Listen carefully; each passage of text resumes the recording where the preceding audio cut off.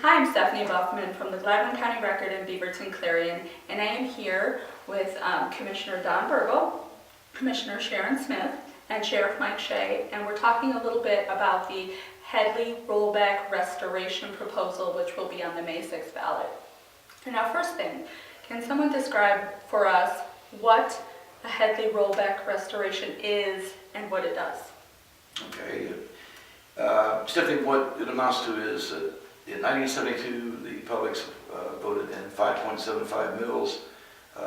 That over the years, when the Headlee Amendment took place, it began to reduce the amount of the actual millage applied by inflation factors and part of the formula that levels it out throughout the entire taxing community. And now it's down to 4.4 actual millage.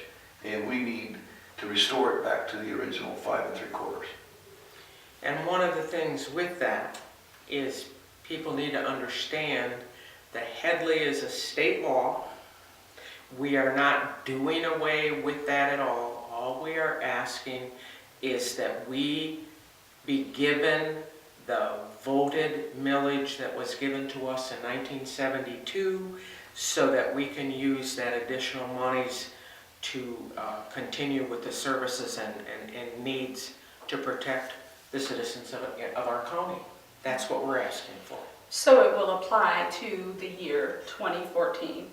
That is correct. Okay, and how much money will that bring in the county in 2014? About $1,225,000. Okay, so we're currently levying at approximately 4.4 mils, so taxes will increase by about $1.33 per taxable value, per $1,000 of taxable value. That's correct. Okay, so what's the average cost to taxpayers? Oh, about $50. According to our equalization director, the average price, it comes about $43 across the county average.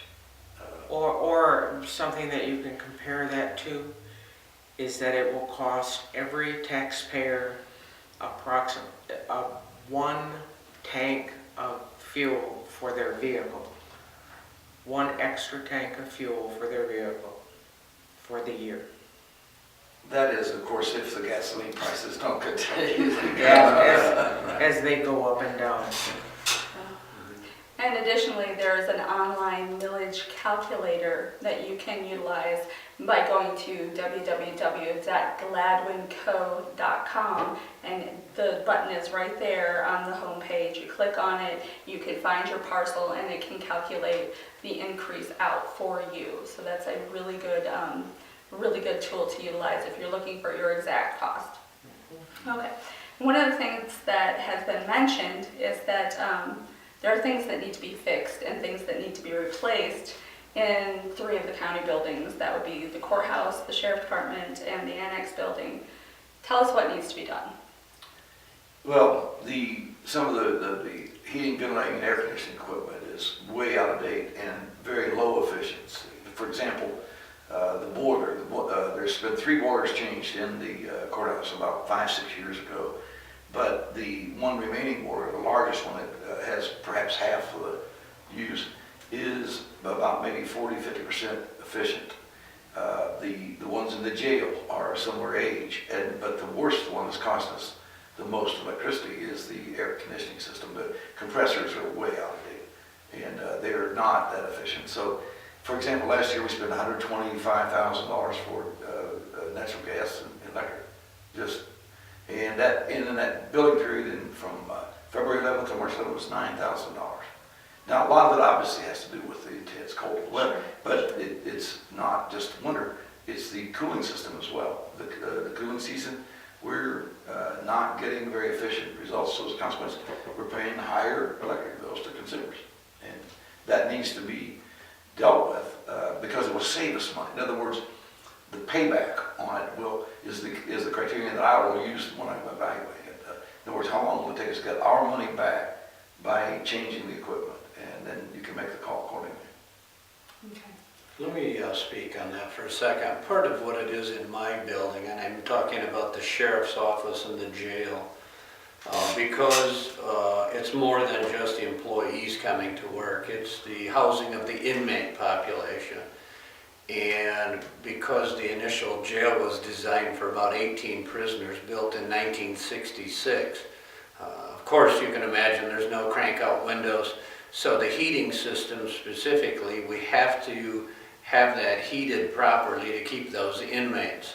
We currently, as of today, the recording of this particular footage, we have 73 people there. If I have to take them and house them because the heating system goes down, our employees can wear coats and that kind of thing, but we don't have the appropriate clothing for the inmates, not to mention it gets cold in there, and we're looking at about $32 per inmate per day for an outhousing, which would mean in about 1 calendar week we could pay for an entirely new boiler system for just that facility. So replacing it while it's in that state of disrepair is one thing.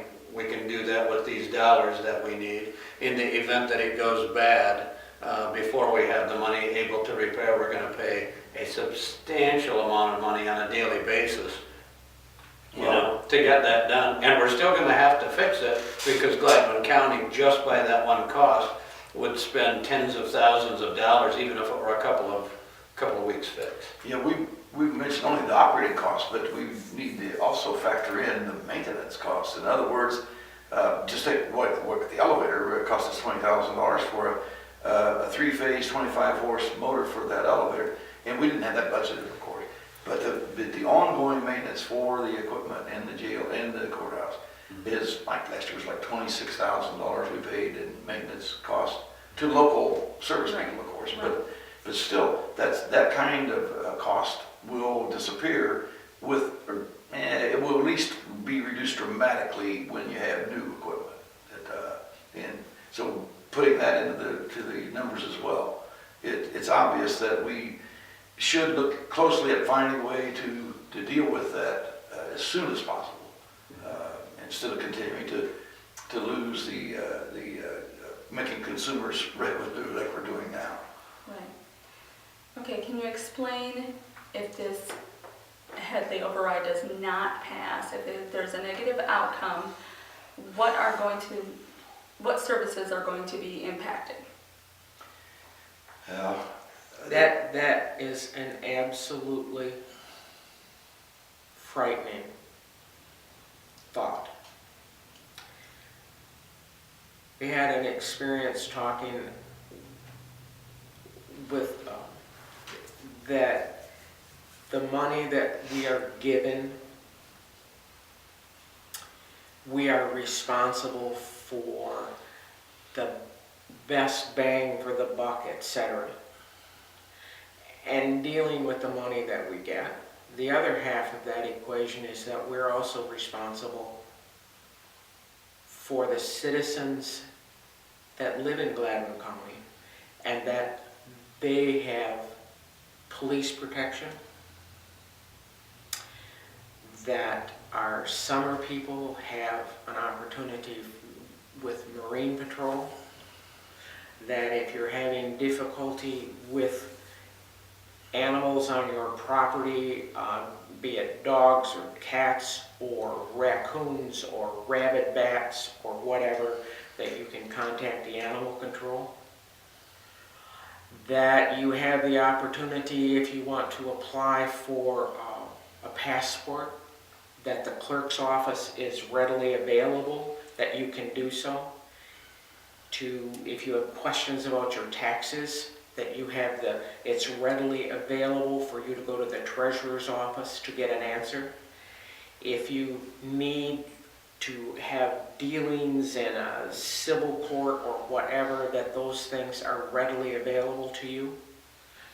That's a large portion of the commissioner's responsibilities. And all of those things are impacted negatively.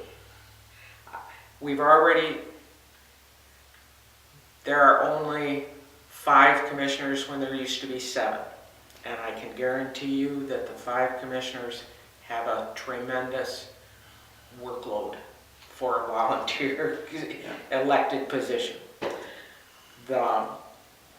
We have the courthouse open 4 days a week, except for the court system, which is also available on Friday.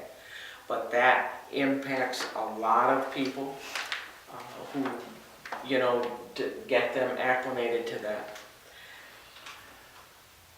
It's impossible to say exactly at this point in time what's gone. I can tell you that if I guess I firmly believe, and I firmly believe that the citizens of Gladwin County understand the position that we are in and realize we didn't get here overnight, that there have been multiple factors that have impacted us, and I firmly believe that when we get up on the 7th of May, that the citizens will have given us a positive response to the Headlee. I believe that. And because of that, in my heart, I cannot imagine how bad it's going to be. I would add this. I've been a property owner in Gladwin County since 1973, all right? And I retired here. I chose to live here the rest of my life. I love Gladwin County. But I also have the empathy for my peers out there. I'm 76, so I'm on fixed income. Half of our county is on a fixed income. And we appreciate that from Social Security check to Social Security check, sometimes when it gets a little close before you got enough to go to the grocery again or get a prescription filled or whatever it may be. So it is a sacrifice for a good majority of our property owners because of that. And I appreciate it's not a large tax increase, but sometimes when you lack 15 cents having a nickel, you got a problem. And so we know that this isn't the kind of thing just to snap a finger, but because of the nature of the people that live in our county, it is going to be serious to some of them to extend and increase their taxes. But, and Sharon and I haven't really, we know that we will have to make decisions that are going to impact many people. We have already done most of the things. I can't think of anything else we could have already done. In other words, the 4-day work week, we didn't give raises to the county employees the last union negotiation period. We had a $300,000+ increase on the Affordable Care Act, the Obamacare. That kind of thing has all been going on behind the scenes. And it's not like it just happened this past year. This has been building up now over 6 to 8 years or more. Revenue from the state has been diminished over those years where we've estimated we've lost maybe $4 million in revenue because of the starting in 2006 and continuing currently. When you factor all those in, and our expenses haven't remained static or reduced, they've actually gone up because of all this. So as a consequence, we're between a rock and a hard place, and we will have to do what you have to do, of course, to solve the problem. But this one is one of the biggest challenges I've seen in many, many years in my lifetime. And I'm not looking forward to having to look closer at that, our budget and our revenue and say, oh man, because as you know, it ain't easy. So. Right. Obviously, Sheriff, your department will be impacted one way or another. Can you kind of explain what you think the effects will be? Yeah, more than will be impacted. The current impact is such that there's no monies currently in the budget to have any kind of marine patrol. So short of volunteer help, which I'm attempting to do some of that to assist us at the sheriff's office with marine this summer, or me doing it myself, obviously pulled in a variety of directions in the summer months for other obligations. So there's already cuts in place there. Have layoffs such that we are the county's only 24-hour law enforcement, and the only 24-hour law enforcement, I mean that, when one or two or anyone that I've currently got working there takes vacation, it drives up the overtime because somebody else has to fill those shoes. We're down to that few employees, and there's no money budgeted for overtime. So if the money's not there on an overtime basis, I can't fill the overtime because I can't budget and or pay those individuals. So that means at some point, and I'm not going to advertise it, but there is times where there will be limited or no police services right now, if nothing changes. If there's a bigger impact, we'll have to really sit down at the drawing board here and figure out what hours of the day we don't want to cover from now on. And it's not whether I want somebody to do something or not. It's a matter of how many bodies you have, how many deputies, how many corrections officers, how many 911 people we have to receive citizen complaints and then render some kind of service. And here's the reason that we need law enforcement, we being the community. The Michigan legislature and your insurance carriers have put the law enforcement as a middleman. For instance, hit a deer. You need to go get the police report before you can get an insurance claim. You got to go through that route. Somebody steals something, a larceny situation, a B&E situation at your home. You call the police because the insurance companies want to see that there's been some kind of investigation done. So they put them there and they won't pay unless you do that. So without those folks there, you know, it just puts a huge hurdle. And I was just recently notified that Michigan State Police is actually their Gladwin County coverage is going to be greatly reduced from what it is today. So, And it's already minimal. yeah, so those are some of the highlights as far as the impacts and what's going on at the sheriff's office. In closing, is there anything that any of you want to say to the taxpayers?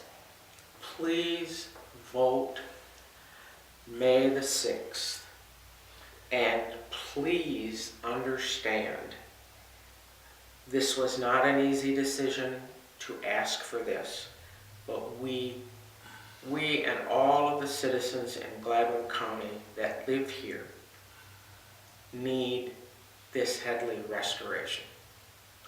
So I guess my view is please vote yes. Well, thanks. Sharon and I spent many hours, we're on many committees that she pointed out, and we don't see a silver bullet anywhere.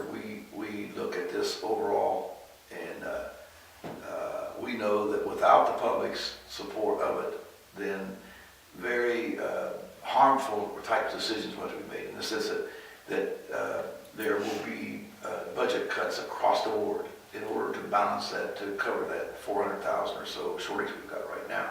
381,000 is what is projected at the moment. And we'll do what we can in order not to create an unintended consequence by our actions. But the public's direction is yay or nay on May 6th, then we will respond appropriately and accordingly to what the public's saying. If they say no or if they say yes, we'll do what we have to do in order to do what I held my hand up and put my hand on the Bible and swore to do, was to do my job as a constitution of the state. And that's the way it is. And heavy is the head that wears the crown. You remember that one? Absolutely. Shakespeare. Yeah. One of the things I was elected as the county sheriff for the public safety purpose, but I can't accomplish those goals and those statutory duties without having revenue, which comes by way of taxation to the county commission. So your support of the issue would be not only beneficial but essential in me accomplishing the goals that I have to do on a day-to-day basis. So I'm obviously an advocate of the millage.